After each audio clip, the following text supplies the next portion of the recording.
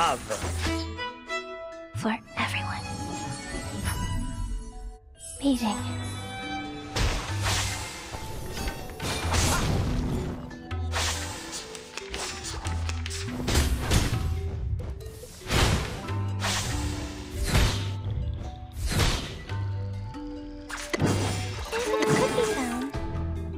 Meeting. Are you irrational numbers? Or is a bubble? Irrational. Merci. Isn't that? For everyone.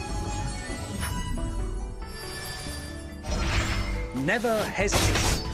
Are you irrational numbers? Irrational. The final that could be found. Welcome to the world of numbers.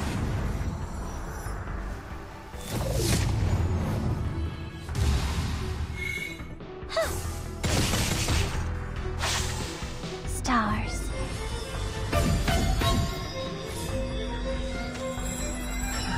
Time to check my calculation.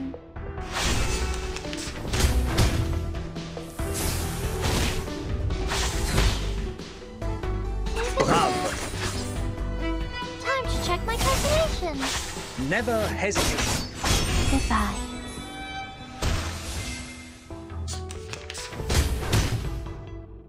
It could be the Merci. Uh-huh.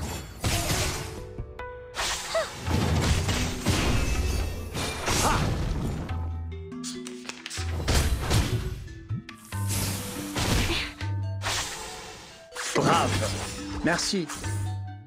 His trumpets sound. The judgment day has come. Fight for the unarmed. The sword is drawn. Nice move. Brave. It could be found. Please. Listen. The sword is drawn. Or is a bubble. Victory? Okay, but what does it mean to us? I mean, what does it prove?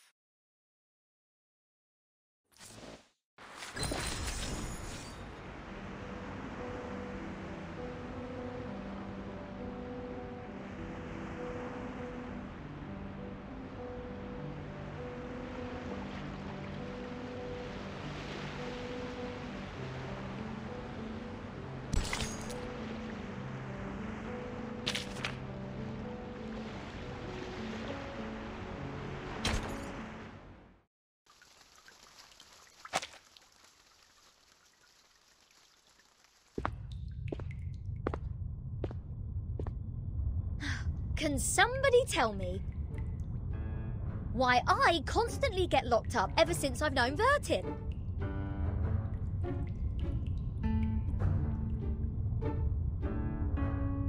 First locked up in a suitcase, then a Foundation cell, now this! Oh, what else could it be if Vertin weren't the jinx? Lads! I know what's going on! You got the wrong person! She is the most irrational number here!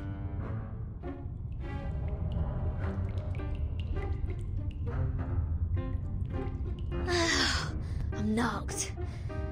What does it say here? Freedom will be granted once the proof is completed. That's to say, I have to prove myself not an irrational number to get out of here. Which is exactly what I've been trying to do, isn't it? Rat.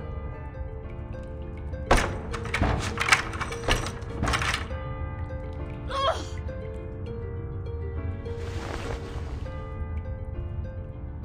Captain, maybe you're in the wrong direction.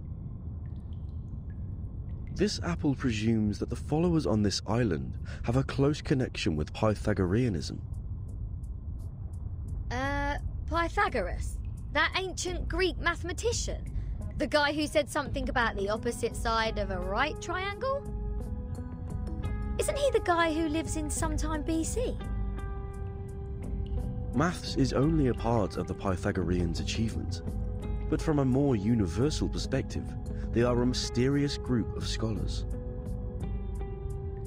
Believing things are made up of numbers, venerating integer numbers, abstaining from beans, and the religious collective lifestyle. These are all pointing to Pythagoreanism. The earliest Pythagorean school perished because of the discovery of irrational numbers, which explains their odium of it. At that time, a deviant student named Hippasus discovered root 2, and the theories based on the ratio of integers they hold dear were upended. Hippasus himself was drowned in the sea. This apple assumes they see the integers as the standard of virtue, and people can increase the number they rank through study and self-improvement. Besides, they are convinced that a numerical code is hidden in everything and everyone. Whoever can solve the code can obtain the truth of the world. All right, now I know what's going on.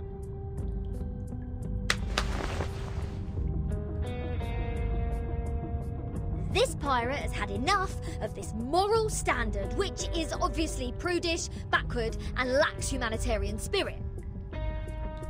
I'm going to tackle the root cause of this misfortune.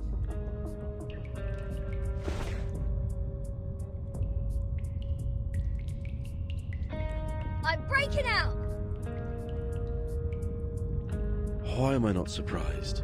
The captain quickly gives the sufficient and prerequisite condition to prove herself an irrational number.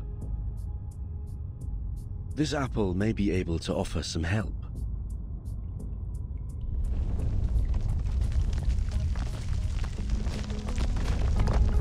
What's happening? An earthquake?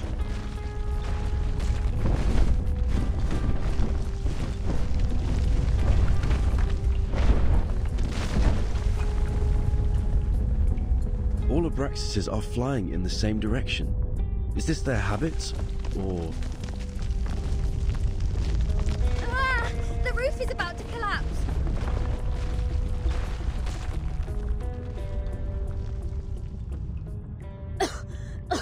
So far, this place has made the London Juvenile Detention Centre a heaven on earth.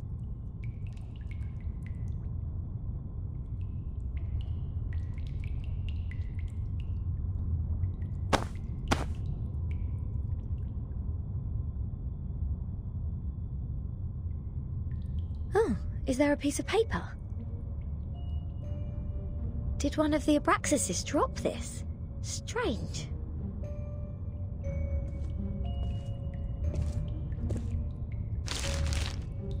The unsolvable puzzle. Is this a math problem? 0.4, 0.7, 1, 1.6, 2.8, 5.2, 10 and 19.6. 8 numbers in total are listed in this order. There are 8 symbols below, respectively representing the Sun, Mercury, Venus, Earth, Mars, Jupiter, Saturn and Uranus. Maybe it is a hint that we should fill the symbols in the blank box after the numbers. That sign says to complete the proof. Does it mean to solve this puzzle? Ha! How unsolvable can it be? Clearly, each of these 8 numbers should represent one planet. We can easily find the missing planet by trying them one by one. And our Mr. Apple here is the king of the Times crossword. Yes? I think there is a difference between this and a crossword.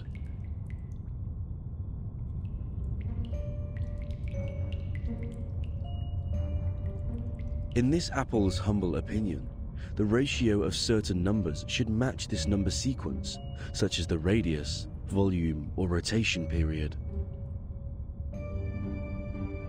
Wouldn't the sun be absurdly large if these numbers stand for their sizes?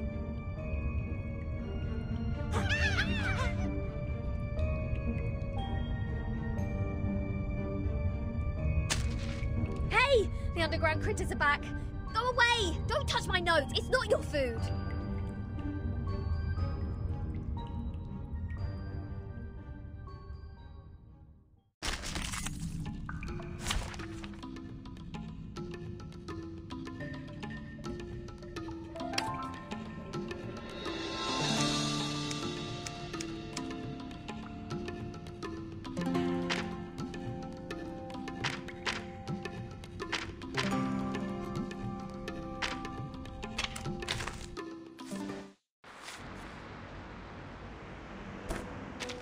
Raindrops never actually fall. They are motionless at the end.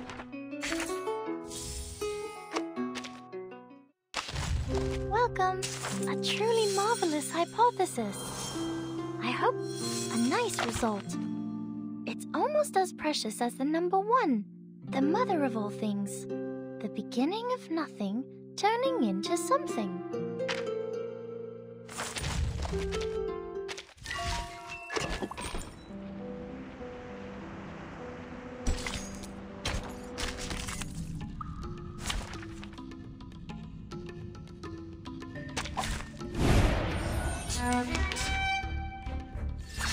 Bravo.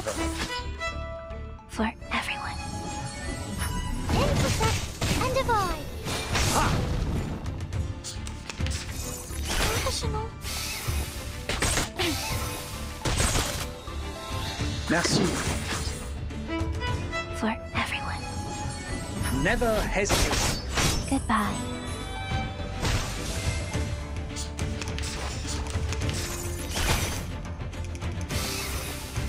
Nice move. Dang, Please dang. don't. Isn't that? For everyone. Form is a bubble. Time to check my calculation.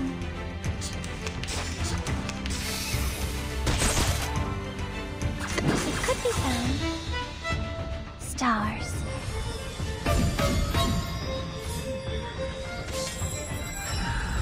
Meeting. Time to check my calculation.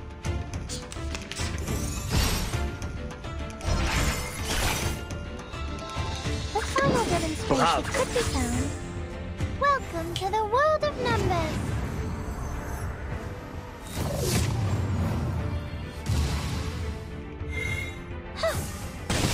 The sword is drawn.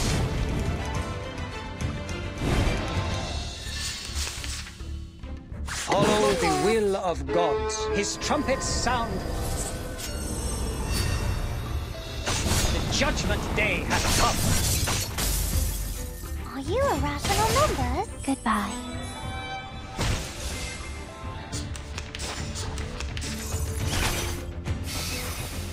What troubles them? It could Bravo. be found. Are you irrational numbers? Never hesitate. Goodbye.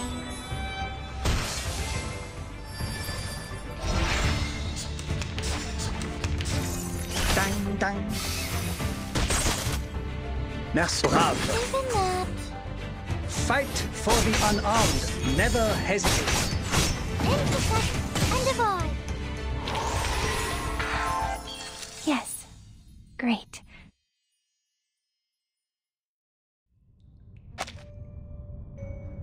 Hold on, please, Captain. Seems like the critters are trying to tell us something.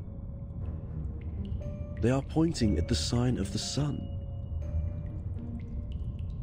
Is that so? Even the critters on this island know math. The sun. What if the sun is just here to serve as a reference point? I read an IAU's report in the Times 2 years ago. You know, the International Astronomical Union. Earth's average distance to the sun is approximately 93 million miles. As for Mercury, the average distance is 36 million, and Venus 67 billion miles. Let's say if we take the distance between Earth and the Sun as one astronomical unit, then the distance between the Sun and Mercury would be approximately 0.4 units, and Venus 0.7 units. There you go. These numbers are the ratio of their average distance to the Sun to the Earth-Sun distance.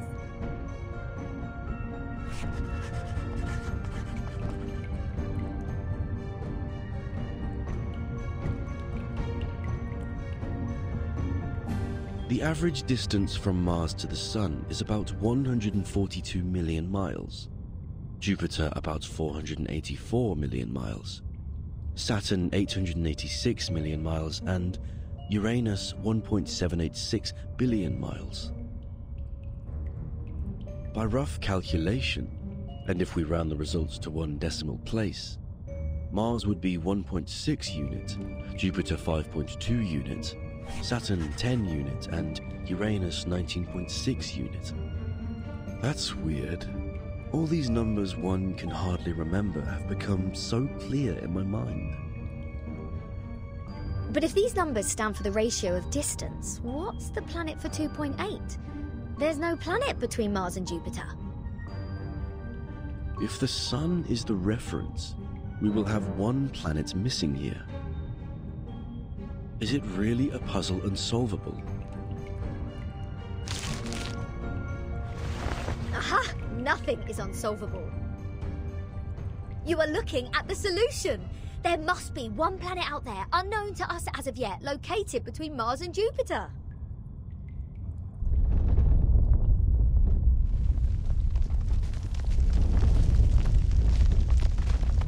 What now?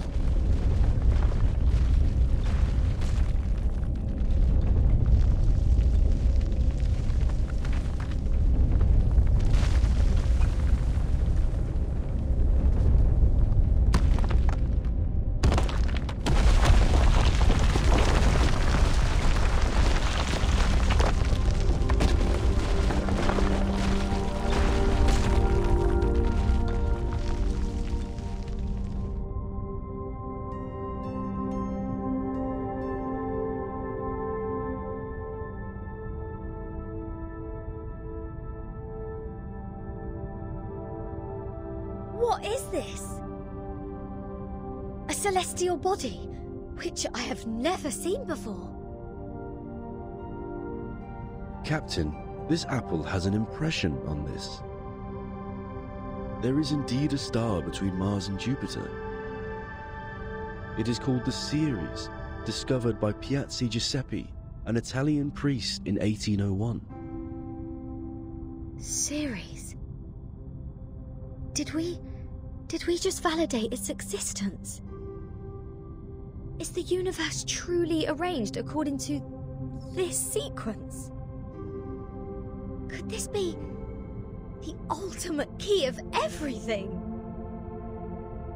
Regulus! Regulus!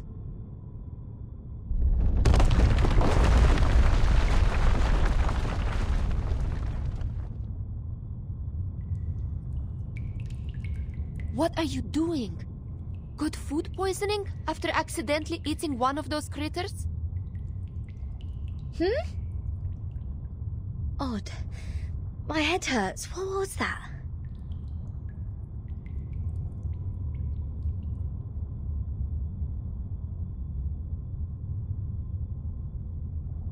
I'll make it short. Stanetta is in detention. They're planning to sentence her to death by giving her the poisoned wine.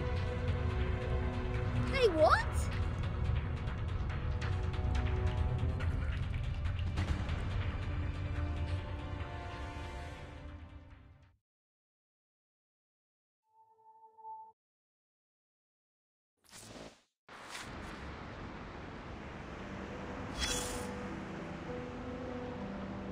As you can see, this school on the island lives in a box made by the truth.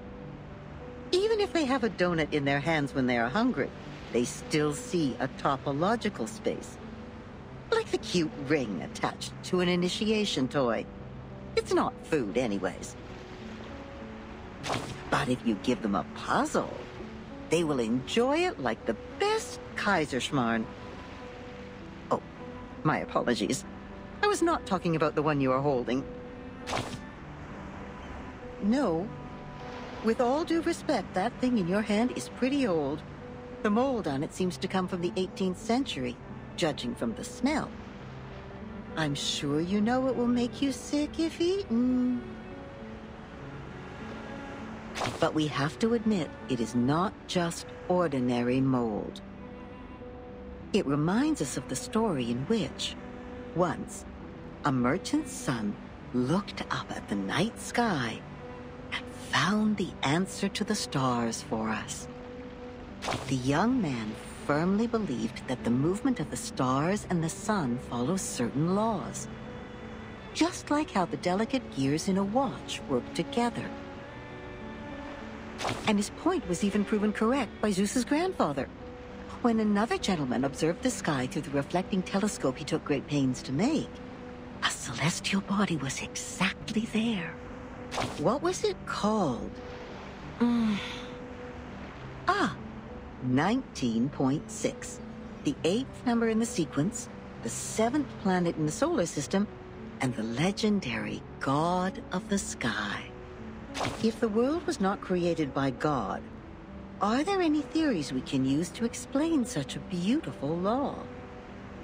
Yes, the one that says it never actually exists. Anyone can see the breach in this number sequence. That is the planet, which is supposed to be the 5th number in the sequence. I mean, how come we have never seen it before, if it does exist? Either God is wrong, or we've been blind all this time. What do you think?